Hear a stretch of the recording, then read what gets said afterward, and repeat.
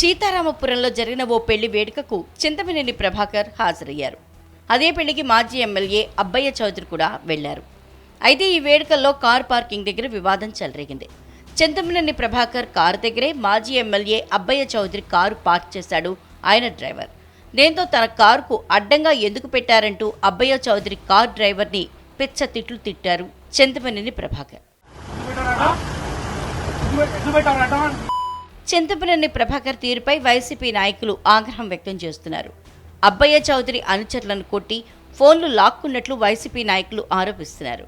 నీవు నా కారు కడ్డం పెట్టి నా డ్రైవర్ మీద, నా గన్మెన్ మీద నీ మనుషులు నీ మంది బలాన్ని వేసుకుని తిరగబడతా ఉంటే మేమేమన్నా చేతగాని దద్దమ్మలమా? మేమేమన్నా గాజులు వేసుకున్నామా? మా మీద తిరగబడే హక్కు మీకు ఎవడిచ్చాడు? ఇది డెమోక్రసీ. నీకు శుభకార్యాలకు వెళ్ళే రైట్ ఉంది, నాకు వెళ్ళే రైట్ ఉంది. నేను వెళ్ళినప్పుడు నా కారు వస్తుంది, మీరు వెళ్ళినప్పుడు మీ కారు వస్తుంది. నేను వెళుతున్నప్పుడు నా కారు అడ్డంగా నీ కారు తీసుకొచ్చి పెట్టి కావాలని నన్ను ఆపటం ఇది భావ్యమా? ఈ విషయాలు అడగలేకపోయారని ఎవరి కారుకి ఎవరు అడ్డం పెట్టారు? ఎందుకు పెట్టవలసి వచ్చింది? ఏ ఉద్దేశంతో పెట్టారు?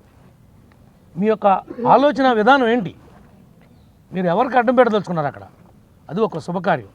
నిజంగా కారు పెట్టలేదా చెప్పమానండి. నీకు కావాలంటే విజువల్స్ ఇస్తా. నా కారు కెమెరా ఉంది. నా కారు ముందు క్వైట్ ఇంచు కూడా కళ్ళ లేకుండా అడ్డం పెట్టాడు.